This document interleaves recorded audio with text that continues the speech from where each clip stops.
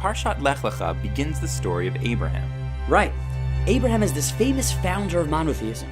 We're going to read all about how he smashed his father's idols, how he was condemned as a heathen by Nimrod for his faith in the one God, how he is miraculously rescued from the oven of fire. Abraham has this tent with 4 doors where he and Sarah missionize and teach thousands of converts all about God, their creator. The problem is, none of these stories are actually in the text themselves. They're midrashim, commentary by the sages, and it's not always clear whether they're intended to be taken literally. Wait a second, are you telling me that the fact that Abraham was the first monotheist isn't even in the text? I'm afraid not. Adam and Noah were both monotheists. It's clear that the text itself seems to emphasize some different qualities about Abraham, other than the fact that he believed in one God. So what does the Torah want us to know about Abraham? What made him so special? That's what we're going to explore this week on the Parsha Experiment.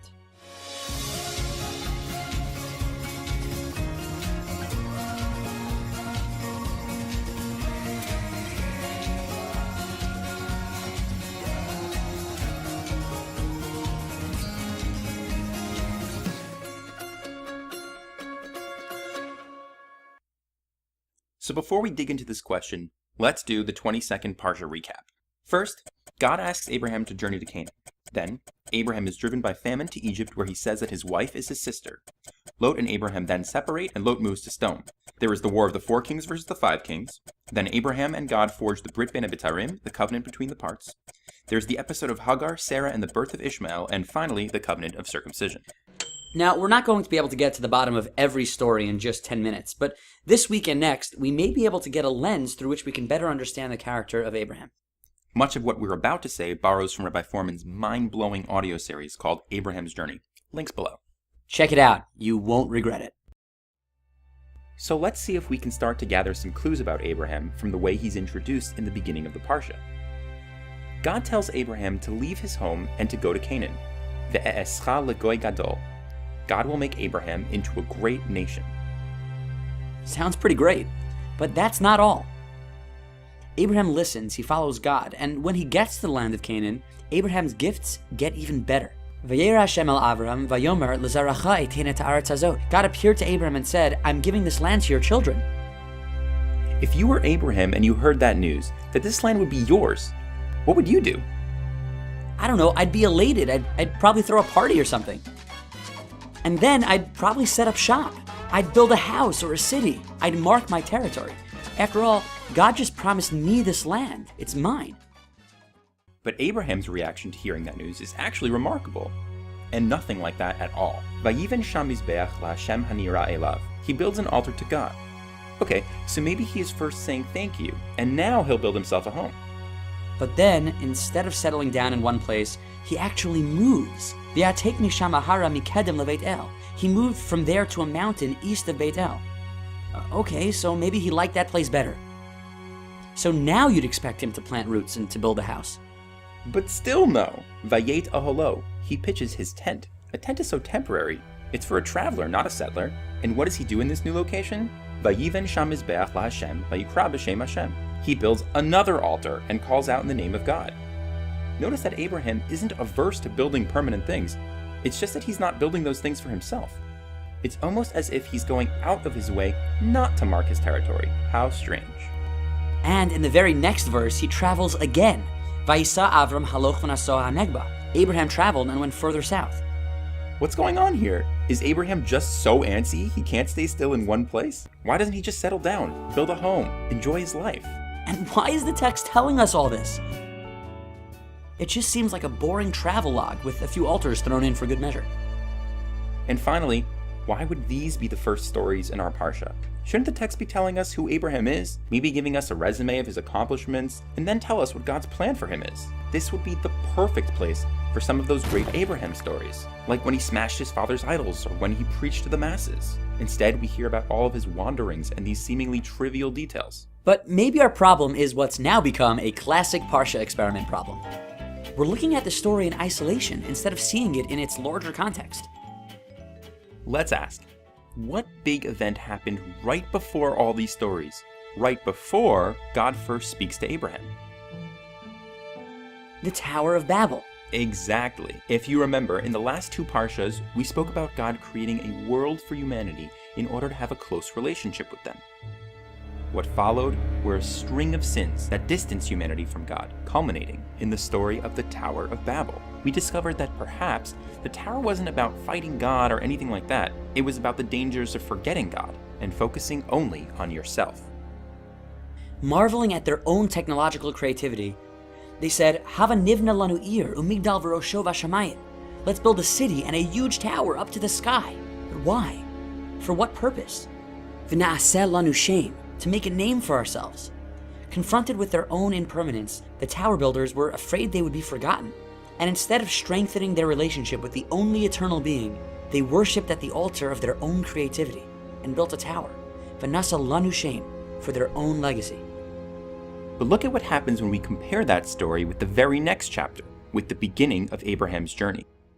When we look at these stories side by side, we'll see that the narratives are similar in some respects, but they also differ in some very important ways. Let's take a look. V'yatek mishem ahara mikedem leveit el. Abraham traveled towards the mountains east of Beit El. It seems like it's just a geographical detail. But now look at the beginning of the tower story.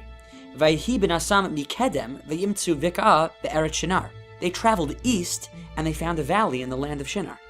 But what did the builders do when they get to their destination? Vayeshvu sham. They settled there. And what does Abraham do when he reaches his destination? Vayet oholo. He pitches his tent. It's like the text is begging us to realize the contrast. Both the tower builders and Abraham travel east, but while the builders settle there as a permanent residence, Abraham simply pitches a tent. Then the tower builders make bricks and say, let's build a city and a tower. Hava nivna lanu ir umigdal v'rosho v'shamayim. It wasn't enough that they settled there. The text tells us that they built a city and a tower. A city has a function, you live in it. But what was a tower for? A tower's a monument, one that reaches to the heavens, a monument to their own legacy.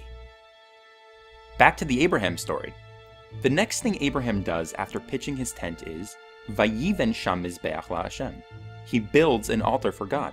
That's the same word we had at the tower, nivna and vayiven. But what they build is very different. The builders want to build a monument to themselves. Abraham builds this monument, an altar, for God.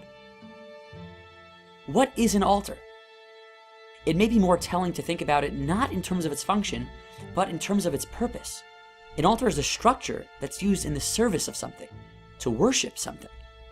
So, if you think about it, the tower builder's monument was really an altar too. And they don't hide what it is they're worshiping with their impressive altar. Themselves. V'na'aseh lanu shem. Let's make a name for ourselves. But look again at what Abraham does when he builds the altar. Vayikra b'shem Hashem. He calls out in the name of God. Abraham and the tower builders both really care about shame, about names and legacy. But Abraham doesn't care about his own legacy. He promotes God's. Here's a theory for you. The text seems to be suggesting that Abraham's actions are really the antidote to the tower builders. That's the link that connects Abraham and really the whole rest of the book of Genesis to what happens before. It was right after the flood and the tower that God seems to implement a new plan for humanity. He chooses one man to start a nation to model a relationship with God. They'll right the wrongs of mankind and set them off on a better trajectory. And now, let's come back to the idea of name. Right at the beginning of the Parsha, God tells Abraham, Ve'escha legoy gadol, va'avarecha va'agadla shemecha. I'll make you into a great nation, and I will bless you and make your name great. Wait, God's gonna make Abraham's name great? But that's what the tower builders wanted, to build their own name. Why is God so interested in making Abraham into a nation? And why does it matter if his name is great? God tells us in the next few words of the verse, "V'nivrechu b'cha kol mishpachot ha'adama." Through you, blessing will come to all the families of the earth. After multiple failures of humanity, God picks out one of humanity's successes. He's going to make that small success into a massive one. And here's how.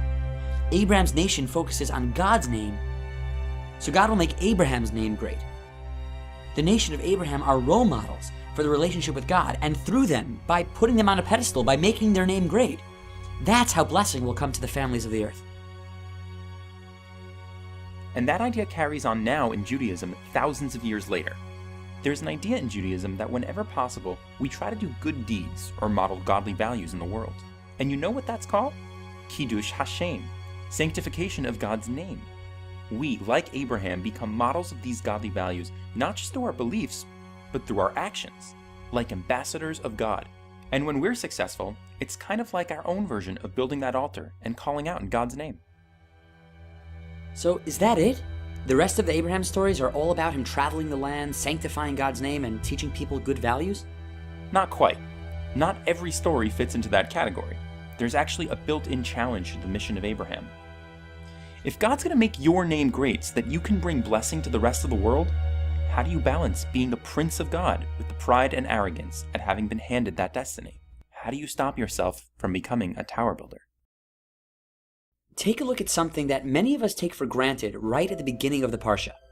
When God first talks to Abraham in Canaan, we assume that God is giving Abraham the land. And that's why it's so strange that Abraham wanders around and pitches tents. But the text doesn't actually say that he's giving it to Abraham. Vayera Hashem el Avram vayomer lezaracha eiten et haaretz hazot. God says, I'm giving this land to your descendants, not to Abraham. And the verse before that is very careful to tell us that when Abraham gets to the land, V'haknani az ba'aretz, the Canaanites were there. While the land might eventually become his, Abraham does not take what he does not yet own. Abraham's deeply sensitive not to promote his legacy at the expense of others, not at God's expense or even at the expense of the Canaanites. So he doesn't settle down. He constantly travels and he lives in tents. And when he does choose a place to stay for a few nights, he doesn't build a home or a city for himself. He builds a mini tower, all for God. So when we asked at the beginning, what does the Torah itself want us to know about Abraham? This seems to be the answer. It's about Abraham becoming a model nation, living what it means to be in a relationship with God. It's not just about smashing idols or escaping from a fiery oven. It's about the successes and the struggles that come along with fulfilling that mission and creating a legacy. We don't have time to go through the rest of the Parsha, but here's our challenge to you. Reread the story of Abraham, but pretend you don't know how it ends. Abraham sure didn't. Each of the stories may be really exciting on their own, but don't lose sight of the link between these stories, or of their significance in the larger story of the Torah. And, as you read, try reading it through the lens of legacy. Ask yourself, what does this story tell us about how Abraham is doing at his mission to bring God's name into the world? Where is he succeeding? And where is he facing personal struggles that might come along with the promise of legacy? Can you see how the binding of Isaac might take on a new light? Or the stories with Sarah, Hagar, Lot, and Ishmael? And when you're ready, check out last year's Parsha video where Rabbi Foreman follows this thread through some of the stories in this week's Parsha.